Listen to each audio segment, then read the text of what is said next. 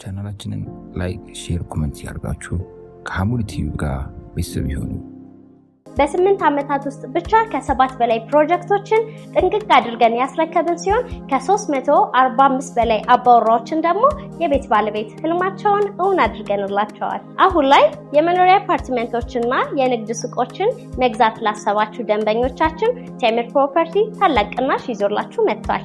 ሳር ቤት ቫቲካን ኤምባሲ አካባቢ ባለ 2 መኝታውን በ7 ሚሊዮን 500 ሺህ ብር ጠቅላላ ክፍያ ብቻ፣ ባለ 3 መኝታውን ደግሞ በ9 ሚሊዮን 900 ሺህ ብር እየሸጥን እንገኛለን። በተጨማሪም ደግሞ አዋሬ ላይ በ5 ሚሊዮን 400 ሺህ ብር ጠቅላላ ክፍያ ባለ 1 መኝታ፣ እንደዚሁም ደግሞ ባለ 3 መኝታውን 8 ሚሊዮን 400 ሺህ ብር ጠቅላላ ክፍያ እኛ ጋር ማግኘት ይችላሉ። የንግድ ሱቅ መግዛት ላሰባችሁ ደንበኞቻችን ደግሞ ቃሊቲና ገላን አካባቢ ላይ ቴምር ፕሮፐርቲ እጅግ ዘመናዊና ቅንጡ የሆነ የንግድ ሱቆችን በ500 ሺህ ብር ቅድመ ክፍያ እንደዚሁም ደግሞ በ2 ሚሊዮን 500 ሺህ ብር ጠቅላላ ዋጋ የንግድ ሱቆችን እየሸጥን እንገኛለን። 7 አጥፊ ስራዎችን ተጠንቀቁ ሲሉ ሰሃቦቹ ምን አሉ? ቃሉ ያ ረሱላህ ወማ ሁነ እነማን ናቸው?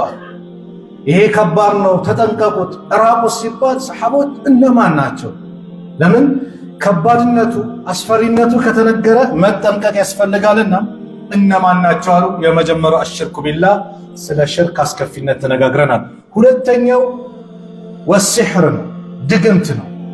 ድግምት በጣም ከባድ ወንጀል ኩፍር ነው በእስላም አስተምሮ። ድግምት መስራትም ማሰራትም ኩፍር ነው። ለምን ከተባለ የድግምት ቢሮ የት ነው ከተባለ ያው ጠንቋይ ቤት ነው አይደል? ጠንቋይ ቤት መምጣት መሄድ በእስላም አስተምሮ ኩፍር ነው። ነብዩ ሰለላሁ ዐለይሂ ወሰለም በሐዲስ ሲነግሩ ምን አሉ? መን አታ አራፈን ፈሰደቀሁ ቢማ የቁል ፈቀድ ከፈረ ቢማ ኡንዚለ ዐላ ሙሐመድ ሰለላሁ ዐለይሂ ወሰለም።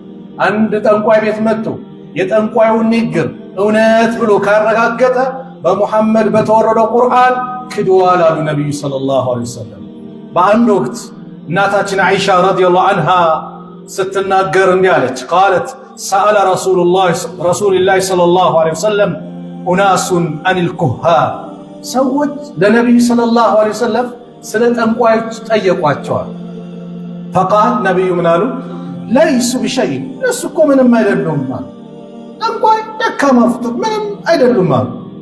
የዚህ ጊዜ ሰሃቦች ፈቃሉ ያ ረሱላህ ኢነሁም ዩሐዲሱና አሕያናን ቢሸይን ፈየኩኑ ሐቅን አሉ። እነሱ እኮ አንዳንድ ነገር ይናገሩና አንዳንዴ እውነት ሆኖ እናገኘዋለን አሏቸው። ነብዩ ሰለላሁ ዐለይሂ ወሰለም የዚህ ጊዜ የሆነውን የተከሰተውን ማብራራት ፈለጉ። ፈቃለ ረሱሉላህ ሰለላሁ ዐለይሂ ወሰለም ቲልከል ከሊመቱ ሚነል ሐቅ፣ ያቺ እውነተኛማ ከሊማ እውነት የገጠመላችሁ ሲናገሩ እውነቱን ያገኛችሁት እኮ አሉ። የኽጡፉሃ አልጂንዩ ፈየቁሩሃ ፊ ኡዙኒ ወልይህ ፈየኽሊጡነ መዐሃ ሚአተ ከዝበትን ሙተፈቁን ዐለይሃ። እችማ አሉ ጂኒው ይሰርቃትና የሆነች ንግግር ሲነገር አላህ የሚወስነው ነው ውሳኔ አለ። ይሰርቃትና ጠንቋዩ ጆሮ ላይ ማለት ነው፣ የሱ ወዳጅ ያው ጠንቋዩ ማለት ነው፣ ጆሮ ላይ ይጥልለታል፣ ይነግረዋል። የዚህ ጊዜ ጠንቋዩ ደግሞ 100 ውሸት ይጨምርና አንድ እውነት ላይ ማለት ነው ለህዝቦች ይናገራል አሉ። በሌላ ሐዲስ ቡኻሪ በዘገቡት ላይ እናታችን አይሻ ረዲየላሁ ዐንሃ አንሃ ሰሚዐት ረሱለላህ ሰለላሁ ዐለይሂ ወሰለም የቁል ኢነል መላኢካ መላእክቶች ተንዚሉ ፊል አናኒ ወሁወ ሰሓብ፣ ወደ ቅርቢቷ ሰማይ ማለት ወደ ደመናው አካባቢ ሰማይ ዱንያ ወዳለበት ወረድሉና ፈተዝኩሩ ለአምረ ልቁድየ ፊ ሰማ፣ ሰማይ ላይ የተወሰነውን ውሳኔ ይነጋገራሉ። መጀመሪያ በሌላ ሐዲስ እንደመጣው አላህ አንድን ውሳኔ ሲወስን ማለት ነው፣ እዚች ቦታ ላይ ጦርነት ይከሰታል፣ እዚች ቦታ ላይ ድርቅ ይከሰታል፣ እዚች ቦታ ላይ የሆነ ውሳኔ ብቻ አላህ ውሳኔ ሲያስተላልፍ የመጀመሪያ ክስተት ምንድነው? መላእክቶች በአጠቃላይ ይወድቃሉ። መላእክቶች ይወድቃሉ። መጀመሪያ የሚነሳው ጅብሪል ነው። ጌታችን አላህ እውነት ብሏል ይላል፣ ይነሳል። ከዛስ ማዛ ቃለ ረቡና፣ ጌታችን ምን አለ ብሎ መላእክቶች ለጅብሪል ይጠይቁታል። ቃለ አልሐቅ፣ እውነት ብሏል፣ ሁሉም ወሬ ይደርሰዋል። ከዛ ቅርቢቷ ሰማይ ያሉት መላእክቶች ጌታችን አላህ በዚህ ሰዓት፣ በዚህ ቀን፣ በዚህ ወር እኮ እንደዚህ ነገር ይከሰታል ብለው ወሰነ ብለው ሲነጋገሩ እዛች ሰማይ ዱንያ ላይ ቀርበው ሲነጋገሩ ፈስተሪቁ الشيطان السمع ሸይጣን ያችን ነገር ይሰማል ይሰርቃል። ከዛ በኋላ መጥቶ ለጠንቋዩ ዋህይ ያደርግለታል ይነግረዋል እንዲህ ተብሏል ይላል። فيكذبون معها 100 كذبة من عند أنفسهم ከራሱ 100 ውሸት ይደባልቅና አንዱ ነት ተነግሯል አይደል ይደባልቃታል። ያችን እውነት ያየው ምስኪኑ ማህበረሰብ 100 ውሸት ሲደባለቅለት እውነት ነው ይላል። ጎረቤትህ እንደዚህ ነው እውነት ነው። ባለቤትሽ እንዲህ ነው ይላታል። ጠንቋይ የምትመላለስ ባለቤት ሚስት ካለችም ባሏን ጠላት አርጋት ይዛለች። ጠንቋይ ጋር የሚመላለስ ባል ካለም ሚስቱን ጠላት አድርጎ ይዛል። ጎረቤቶቹ ጋር ሰላም የለም በምን በጠንቋይ ስራ። ስለዚህ ድግምት የሚባለው ነገር መጀመሪያ የሚፈጸመው የሚኬድ ነው ጠንቋይ ቤት ነው። ጠንቋይ ቤት መሄድ ብቻ እኮ አላህ ሰላታችንን ባዶ ያስቀራል። ነብዩ ሰለላሁ ዐለይሂ ወሰለም አሉ من اتى عرافا فسأله عن شيء አንድ ጠንቋይ ቤት መጥቶ የሆነች ነገር ጠይቆ ፈሰደቀ ሁለት ካላው لم تقبل له صلاة 40 يوما رواه مسلم 40 ቀን ሰላቱ ተቀባይነት የለውም አሉ ነብዩ ሰለላሁ ዐለይሂ ወሰለም። ስለዚህ ጠንቋይ ቤት መሄድ ዛሬ ድግምቱ በየቦታው ሰው ቤቱ ተሳስሮ እንዲቀመጥ ስራ እንዳይሰራ ቶፕ ተማሪ ከሆነ ከትምህርቱ እንድን በምን ምክንያት ከተባለ በመጥፎ እሳቤ በመቀኝነት። መጀመሪያ ድግምት ዝም ብሎ አይሰራም። ቀልብ ሲቆሽሽ ነው። ቀልብ ሲበላሽ ወንድሜ ላይ መጥፎ ነገር እንዲመጣበት ስፈልግ የወንድሜ ለውጦ ካላስደሰተኝ የሱ እድገት ካላስደሰተኝ ወንድሜ ላይ መጥፎ ነገር አስባለሁ። ከቻልኩኝ እሱን ለመግደሉ ላጥራለሁ። ምን እላለሁ? በምን የቀልብ መበላሸት። የቀልብ በሽታ ከባድ አደጋ አለው። የአካል በሽታ ይሻላል እኮ የአካል ይድናል መድኃኒቶች። የቀልብ በሽታ ግን በጣም ከባድ። በተለይ ምቀኝነት ምንም ጸብ የለም። ምቀኝነት ጸቡ ምንድነው? ለምን ተለወጠ? ለምን ተቀየረ? ለምን አደገ? ለምን ህንፃውን ገነባ? ለምን አገኘ? ለምን ተለወጠ ነው። ያ አላህ አላህ ይጠብቀን። ምቀኝነት ከባድ በሽታ ነው። ከዚህ በፊት በደንብ አውርተናል። የይሁዳዎች መለያ አቡ ጀሃል መለያ የኢብሊስ መለያ ነው። ምቀኝነት ከባድ ወንጀል ነው። ስለዚህ ይህ ወንጀል ወደ ድግምት ይወስዳል። ቀልብ ሲበላሽ ነው ወንድሙ ላይ የቻለውን አድርጎ ዝም ብሎ መጨረሻ የቀልቡ በሽታ እየጨመረ ሲመጣ ጠንቋይ ቤት ይሄዳል። ወደ ኩፍር ይሄዳል ማለት ነው። ጠንቋይ ቤት ምን ነው? ኩፍር ነው። እውነት ብሎ መናገር ማረጋገጥ ኩፍር ነው። ሐዲስ እንደመጣው ድግምት ለማሰራት ሜት ኩፍር ነው። ከባድ ነው። ከእስልምና ያስወጣሃል እኮ። ስለዚህ ሲህ ዛሬ በየቦታው በስተዋል። ታዲያስ እኛስ ምን ይጠበቅማል ከተባለ እኛ ከአላህ ጋር ግንኙነት ማሳመር፣ ዚክር ላይ ጠንካራ መሆን፣ ቁርአን ማብዛት፣ ዱዓ ማብዛት፣ ከቤት ስንወጣ የምንለው ዚክር፣ ቤት ስንገባ፣ ስንቀመጥ፣ ስንነሳ ኢስላም የተወ ነገር የለም። ሁሉን ነገር አስቀምጦልናል። እኛ የዚክር ሰዎች እንሁን። ሁሌ አላህን እናውሳው። አብሽር ካንተ ይረቃል። ከቤት ስትወጣ ጭምር እኮ ጂን ሊለክፍ የሚመጣ ጂን አለ፣ ግን ሳይችል ይመለሳል። ምን በማለት ቢስሚላህ ተወከልቱ ዐለላህ ወላ ሐውለ ወላ ቁወተ ኢላ ቢላህ ብለህ ስትወጣ አንተ ሊለክፍ የሚመጣ ጂን ሲመጣ ሌላኛው ጂን ይለዋል ከዚህ ሰው ምን አለ የተጠበቀ ስንት ጥበቃ ያለው ከሱ ምን አለ ይለዋል። ሱብሃንአላህ ምን ያልካት ዚክር ናት። ስለዚህ በዚክር መውጣት፣ በዚክር መግባት፣ ሁሌ ከአላህ ጋር ግንኙነት ማሳመር፣ በሰላታችን ላይ ጠንካራ መሆን፣ ይህ ያ ነገር አላህ ደግሞ ካልወሰነው በምንም መልኩ አንተ ላይ ሊመጣ አይችልም። ግን ስንዳከም ከዚክሩ ከቁርአኑ ከሰላቱ ከአላህ ስንርቅ የሸይጣን መጫወቻ የድግምት የሲህር መጫወቻ እንሆናልና እኛ ላይም ይሄ ነገር ይጠብቀናል። ምን ከአላህ ጋር ግንኙነት ማሳመር። ሶስተኛው አጥፊ ስራ ያሉት ነብዩ ሰለላሁ ዐለይሂ ወሰለም ወቀትሉ النفس التي حرم الله الا بالحق በህግ አግባብ ካልሆነ አላህ ህርም ያደረጋትን ነፍስ መግደል። የሰው ህይወትን ማጥፋት በእስላም እጅጉን የተወገዘ ነው። አንድ ሰው ህይወትን ማጥፋት የዓለም ህዝብን እንደማጥፋት ይቆጠራል። የቁርአን አስተምሮ ነው። የአንድ ሰው ህይወትን ማትረፍ የዓለም ህዝብን እንዳተረፈ ይቆጠራል። የቁርአን አስተምሮ ነው። ያለ ህግ አግባብ ማለት ምንድነው? ኢስላም እንዲገደል ይወሰነባቸዋል። ለምሳሌ በሐዲስ ይመጣል አይደል? አግብቶ ዝሙት ከሰራ ተወግሮ ይገደላል። ነፍስ የገደለ ይገደላል። የአንዱ ነፍስ ርካሽ የአንዱ ውድ የምትሆንበት ምክንያት የለም። ዛሬ ይገላል፣ እስር ቤት ይገባል፣ ይቀለባል፣ ጠብድሎ ይወጣል። ግድያው ተንሰራፍቷል። ወንጀሉ ተንሰራፍቷል። በምን ህግጋቱ ስለላላ። ኢስላም ወለኩም ፊል ቂሳስ ሐያቱን ያ ኡሊል አልባብ እናንተ ልቦና ባልተቤቶች ወይ በቂሳስ ላይ እኮ ለእናንተ የህይወት ዋስትና አላችሁ። አይን ያጠፋ አይኑ ይጠፋል ከተባለ የሰው አይነት ለማጥፋት የሚደፍር የለም። እጅ ቆረጠ እጅ ቆረጣል ቢባል የሰው እጅን ለመቁረጥ የሚጥር የለም። የገደለ ይገደላል ቢባል ሰውን ለመግደል የሚንቀሳቀስ አይደለም። ዛሬ ግን እንደፈለገ ሱብሃንአላህ ያለንበት ወቅት ደግሞ ነብዩ ፍንትው አድርጎ የነገሩን የቂያማ ምልክት ገዳይ ለምን እንደሚገድል ተገዳይ ለምን እንደሚገደል የማያውቅበት ወቅት ይመጣል አሉ። ዛሬ ይገድላል ለምን እንደሚገድል አያውቅም። የሚገደለውም በምን ጉዳይ እንደሚገደል አያውቅም።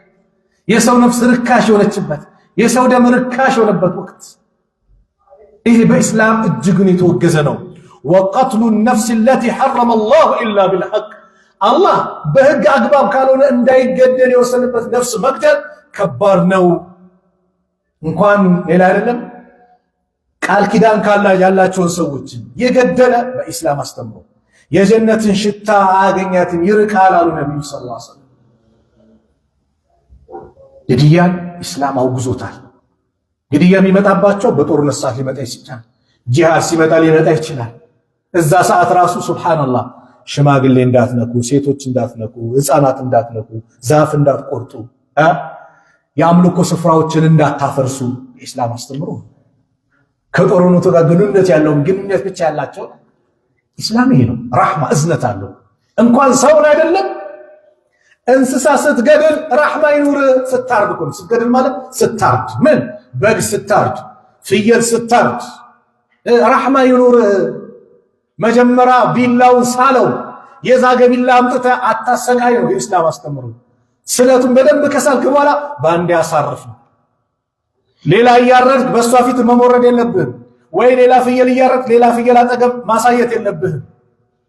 እዝነት ኢስላም አስተምሮ አጣ በጂሃድ ላይ ከተገዳደልክ ጭምር ስገሉ አገዳደላችን አስተምሮ ነው።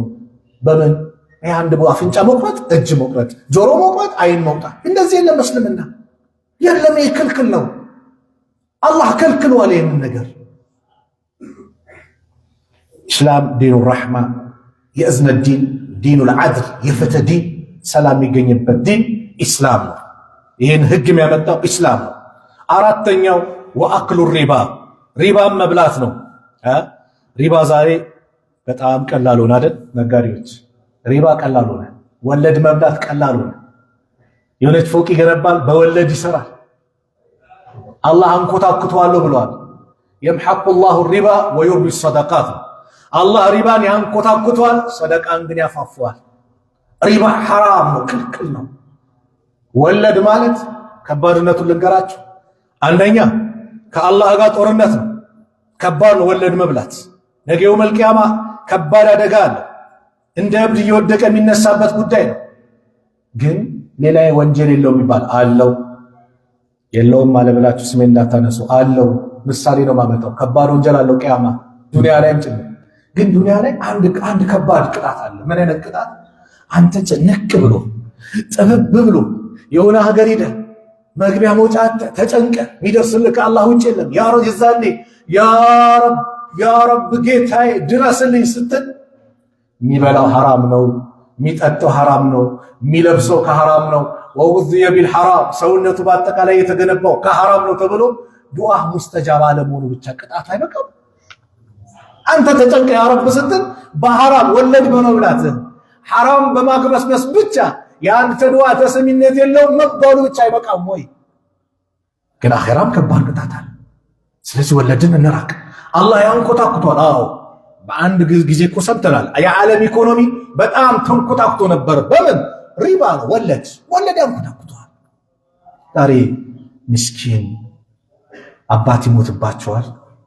ወንድም ታላቅ ወንድም ኃላፊነት ይወስድና ካርታ ይዝና ህንፃ ሊሆን ይችላል፣ ንግድ ቦታ ሊሆን ይችላል፣ ወይ ትልቅ ቤት ሊሆን ይችላል። ምስኪን ልጆች አሉ፣ የቲሞች ታናናሾቹ አያማክር አያናግር ማን አለብኝ ካርታውን አስይዞ ባንክ ቤት ወለድ ይበደርበታል። ሱብሃንአላህ እሱ ጨፍሮበታል፣ በልቶታል፣ እንደፈለገ አድርጎታል። ነገር ግን በሐራጅ ነገር ሊሸጥ እነሱ ወደ ጎዳና ያስወጣቸዋል። ስንቱን ቤተሰብ ይበትናል። ነገ ትጠየቃለህ። ወላሂ ይህ የምትጠየቀው ደግሞ በዱንያ ህግ አይደለም፣ በአላህ ህግ ነው። የአላህ ህግ ደግሞ ፍትህ የሰፈረባት፣ ማንም አይበደልባት፣ ሁሉም የእጁን ያገኝበት፣ ራቁትህን የምትቀርበት ነው። ስለዚህ ወለድ ነው ስንተኛው? አራተኛው የአላህ መልእክተኛ ነቢዩ ሰለላሁ ዐለይሂ ወሰለም የከለከለው። አምስተኛው ወአክሉ ማሊል የቲም፣ የየቲምን ገንዘብ መብላት። የቲም ቅድም ያልኳቸው አሁን እንደዚህ ካርታ እየለወጠ አጎት ይረከባል፣ ስም ካርታ ይቀይራል፣ መሬት ካለ ይገፋባቸዋል፣ ይወስድባቸዋል፣ ያስለቅስባቸዋል። የየቲሞች ሐቅ ከባድ ነው። አላህ ኢነለዚነ ያእኩሉነ አምዋለል የታማ ዙልመን፣ እነዛ የየቲሞችን ገንዘብ በዙልም በበደል የሚበሉ የሚዘርፉ፣ ኢነማ ያእኩሉነ ፊ ቡጡኒሂም ናራ፣ እነሱ እኮ በሆዶቻቸው ላይ የሚበሉት እሳትን ነው። ወሰየስለውነ ሰዒራ አለ አላህ፣ እሳትን ይበሏታል። እሳት ነዲድ እሳት ውስጥ ደግሞ ይገቧታል። እሳት ነው የምትበላው። ደካሞች ናቸው አያውቁም።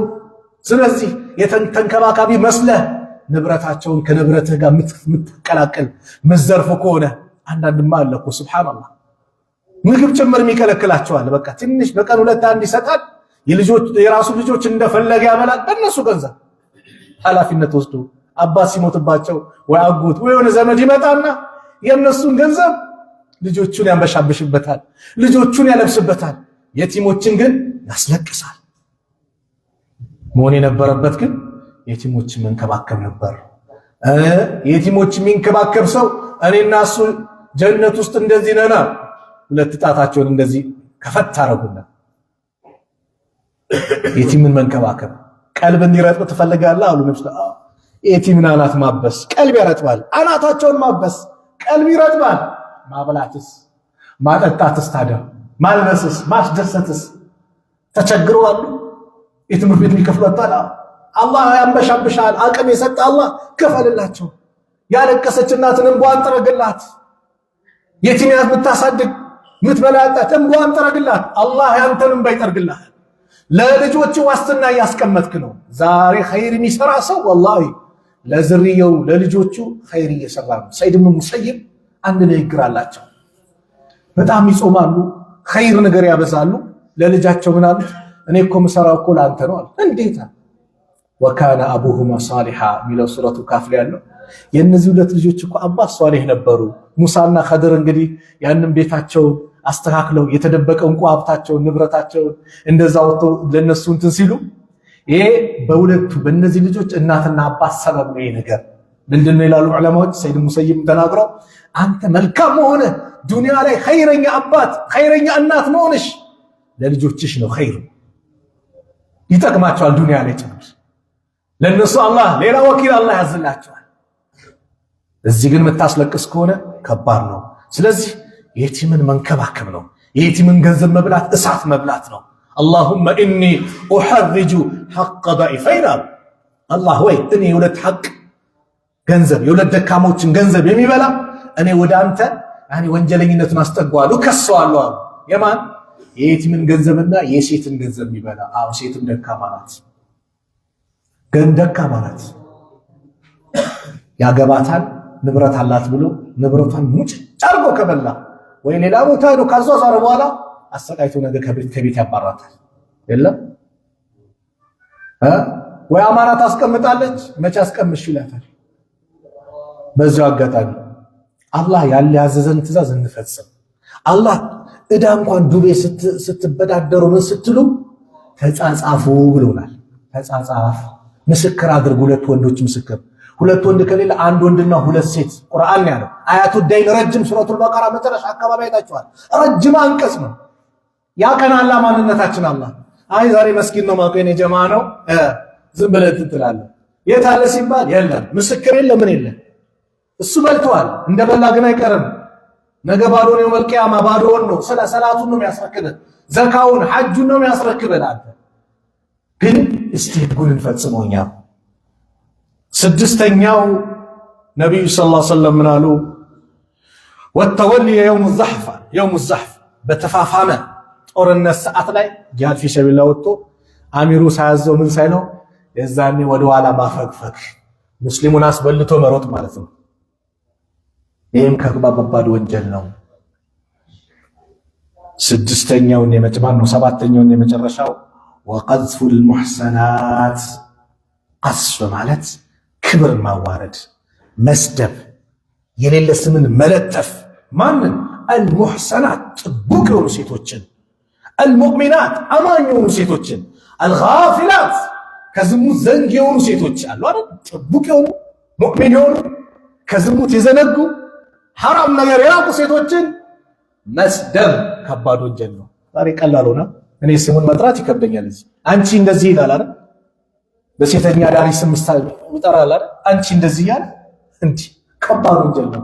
እንዴት ስሟን ታጠፋለህ? በኢስላም ሕግ እኮ እነዚህ እህቶቻችንን የሚሳደቡ ሰዎች አላህ ምንድን ነው ያለው? ኢነል ለዚነ የርሙነ አልሙሕሰናት እነዛ ጥቡቅ የሆኑ ሴቶችን የሚሳደቡ አልጋፊላት አልሙእሚናት አልጋፊላት አልሙእሚናት ከዝሙት የዘነጉ ሙእሚን የሆኑ ሴቶችን የሚሳደቡ ሉዒኑ ፊ ዱንያ በዱንያ የተረገሙ ናቸዋል። ወልአኺራ በአኺራም የተረገሙ ናቸዋል። ወለሁም ዐዛቡን ዐዚም ለነሱ ከባድ ቅጣት አላቸዋል። ጥቡቅ የሆኑ ሴቶችን መሳደብ 80 ግርፋት አለው። እንደ ኢስላም በኢስላም ሕግ 80 ግርፋት አለው። እንግዲህ 100 ግርፋት ለማን ነው የሚሰጠው? ሳያገባ በኢስላም ሕግ ዝሙት የሰራ ሰው 100 ግርፋት ይገረፋል። ያላገባ ሰው ከዛ ለ1 ዓመት ከአካባቢው ይራቅ ነው። ያገባ ከሆነ ያው ምስክሮች ከመጡ ራሱን ካረጋገጠ ተቀጥቅጦ ነው የሚገደለው። ያም የሆነው ምንድነው? ዱንያው ላይ በቃ ከፋራው አለቀቅ፣ አኺራ ላይ ምን የለም ቅጣት የለም ማለት ነው። ግን ዛሬ ስንቱን ተሳድቤያለሁ፣ ስንቱን አዋርጃለሁ፣ ስንቱን ከፍ ዝቅ አድርጌያለሁ። በተለይ ደግሞ ጥቡቅ የሆኑ እህቶቻችንን ስሟን ስንቷን አጥፍቻለሁ። አንዳንድ ሸይጣን አለ እኮ ምቀኛ ሐሲድ የሆነ ሰው አንድ ቦታ ላይ ገጠመኝ ነው እንደ ምሳሌ የምነግራችሁ። ትዳር ሲመጣ አረ ልጅቷ እኮ ሱብሃንአላህ ምን የመሰለች ሷሊህ ናት፣ ከእንደዚህ ከተባለ የራቀች ናት። ሂስድ ግን ምቀኝነት ይመጣል። አረ እሷ አትሆን ከስንት ወንድ ጋር እኮ ስም ማጥፋት ያ አላህ ከባድ እኮ ነው። በዚህ ጉዳይ እኮ መዋሸት አይፈቀድም። አንተ የሆነችን እህት ልታገባ ብለህ ስላንተ መተው ስለ ጓደኛ ከተጠየቅ እውነቱን በማቅረብ ያለብህ። ነብዩ ተባሉ እከሌ ጠየቀኝ ብለው አንዷ ሴት አቀረበች። እከሌ ከትከሻው ላይ በትር አይነሳም በቃ የሚማታ ሰው ነው አላት። እከሌ ደግሞ ሽማግሌ ነው ያው ትንሽ አቅም የለውም። እከሌ ደግሞ ማነው ሽማግሌ ነው አቅም አለው። ወጣቱ ደግሞ ወጣት ነው እሱ ደግሞ አቅም የለውም። ምርጫው ግን ያንቺ ነው አላት። ሐሜትም አይሆንም ማለት ነው። እከሌ እንዴት ናት ከተባልክ እውነቱን እንጂ የሌለ ነገር መናገር የለብህም ነው። ጭራሽ ስም ማጥፋት ደግሞ ሲሆን ከባድ ነው። መዋሸት ከባድ ነው። መዋሸት እኮ የተፈቀደው ምንድን ነው? የተጣሉ ሰዎችን ለማስታረቅ ለማስማማት መዋሸት ይቻላል ተብሏል። ለማስማማት ወንድማማችነታቸው እንዳይበላሽ ለማቀራረብ ይወዳል ብለህ ማስማማት። በዚህ ሰዓት ነው መዋሸት የተፈቀደው። አላህ ይዘንልን። ዛሬ ግን ዋሽተን እናጣላለን፣ ዋሽተን እናለያያለን፣ ዋሽተን ስም እናጠፋለን። ስለዚህ እህቶቻችንን ስም ማጥፋት፣ ጥቡቅ የሆኑ ሰዎችን በዝሙት ስም መጥራት ደግሞ ከባድ ነው። ሉዒኑ ፊ ዱንያ ወልአኺራ በአኺራም በዱንያም የተረገሙ ናቸው። ወለሁም ዐዛቡን ዐዚም ለእነሱ ከባድ ቅጣት አላቸው አለ። አላህ ይጠብቀን ከእንደዚህ አይነት መጥፎ ከባባድ ወንጀሎች አላህ የምንርቅ አላህ ያድርገን። አላህ ይጠብቀን። ቀልባችንን አላህ ንጹህ አላህ ያድርግልን። ከድግምቱም አላህ ይጠብቀን። ሰውን ከመግደሉም አላህ ይጠብቀን። ሪባም ከመብላቱ አላህ ይጠብቀን። የየቲሞችንም ገንዘብ ከመብላት አላህ ይጠብቀን። እንደዚሁም ደግሞ በተፋፋመ ጦርነት ሰዓት ላይ ደግሞ ሙስሊሙን አጋፍቶ መሸሽም ከዚህም አላህ ይጠብቀን። እህቶቻችንን ከመስደብ አላህ ይጠብቀን። ምላሳችንን አላህ ለኸይር ነገር አላህ ያግራልን። ምላሳችን ለኸይር ነገር የተገራች አላህ ያድርግልን። ከመጥፎ ነገር አላህ ይጠብቅልን። ሁሌ ኸይር ነገር የምትናገር አላህ ያድርግልን። በዚክር የተዋበች አላህ ያድርግልን። በቁርአን የተዋበች አላህ ያድርግልን። በዱዓ የተዋበች አላህ ያድርግልን። ቀልባችንን ለኢማን ብርሃን አላህ ክፍት አላህ ያድርግልን። መጥፎ ነገርን ከቀልባችን አላህ ያውጣልን። አላህ Subhanahu Wa Ta'ala ሁሌ እሱን አምልከን ሁሌ እሱን ተገዝተን ሁሌ እሱን አመስግነን ሁሌ እሱ ላይ ብቻ ተደግፈን በዱንያ ላይ ያለችን ቆይታ በዚያ አማር አላህ ያርግልን ዱንያንም ስንለቅ ደግሞ እንደው እንዳማረብን لا اله الا الله እያልን የምንሄድ አላህ ያድርገን አላህ Subhanahu Wa Ta'ala የሁላችን መጨረሻ አላህ ያሳምርልን መጨረሻችን አላህ ያሳምርልን ያ ረብ ከማከላችን የተጨነቀን ከጭንቀቱ አላህ ይገላግል የታመመውን አላህ ያሽረው የታመሙብን ቤተሰቦቻችን አላህ ያሽራቸው አልጋ ቁራኛውን አላህ ያስነሳው ያ ረብ በድግምትም እንደዚህ የተፈተነ አላህ ይፈውሰው ያ ረብ ደጋሚዎችን አላህ Subhanahu Wa Ta'ala የነሱን የቅጣት አለንጋውን በእነሱ አላህ ያድርገው በዑመር ዘመን እንደው ደጋሚዎች አንገታቸው ነበር የሚቆረጠው ዛሬ ህጉም ላልቷል ደጋሚው በስቷል ያ አላህ ከድግምተኞች ሴራ አላህ ይጠብቀን እኛም በቁርአን በዚክር የተዋብን አላህ ያድርገን በዚህ የተጠናከረን አላህ ያድርገን ያላገቡት ወንድም እህቶቻችን አላህ ይዳራቸው ለእህቶቻችን ሷሊህ ባል አላህ ይስጣቸው ለእህቶቻችን የተመኙት የወደዱትን እንደው የሚያከብራትን ሚተናነስላት የሚያዝንላት ባል አላህ ላላገቡት እህቶቻችን አላህ ይስጣቸው ለወንድሞቻችንም ደግሞ እንደዚሁ ያ ረብ የምትታዘዘው ሳያት የሚደነግጥባት የሚደሰትባትን ያ ረብ ሷሊሁን ሚስቶች ለወንድሞቻችን አላህ ይስጣቸው ልጅ የሌላቸውንም አላህ ልጅ ይለግሳቸው ልጅ የሌላቸው አላህ ልጅ ይለግሳቸው ስራው ክራውድድ የሆነበት የተበላሸበት አላህ ያስተካክልልን ክፍትፍት አላህ ያድርግላችሁ ስራችሁ እንደው ክራውድድ የሆነባችሁ አላህ ይከፋፍትላችሁ ርዝቃችሁን አላህ ያስፋላችሁ ውጭ ሀገር ያሉት ወንድሞቻችን የተጨነቁ ከቤተሰቦቻችን ጋር ባዶ እጃችንን በምን እንገናኛሉትን ያ ረብ ሁሉን ነገር አሟልቶ አላህ ከቤተሰቦቻቸው ጋር በሰላም በጤና በአፍያ አላህ ያገናኛቸው ያ ረብ የተከበረ ወር እየመጣ ነው በሰላም የምናገኘው አላህ ያድርገን ረመዳንን የምንደርስ አላህ ያድርገን በሰላም የምናገኘው አላህ ያድርገን ያ ረብ በሰላም የምንቀበለው አላህ ያድርገን እንደ ኮትሮ የበለጠ ለረመዳን ዝግጅታችን ተጠናክሮ እንደው በህይወታችን ያማረ ረመዳን የምናሳልፈው አላህ ያድርገን ረበና አቲና ፊ ዱንያ ሐሰና وفي الآخرة حسنة وقنا عذاب النار وصلى الله على نبينا محمد وعلى آله وصحبه وسلم وآخر دعوانا أن الحمد لله رب العالمين والسلام عليكم ورحمة الله وبركاته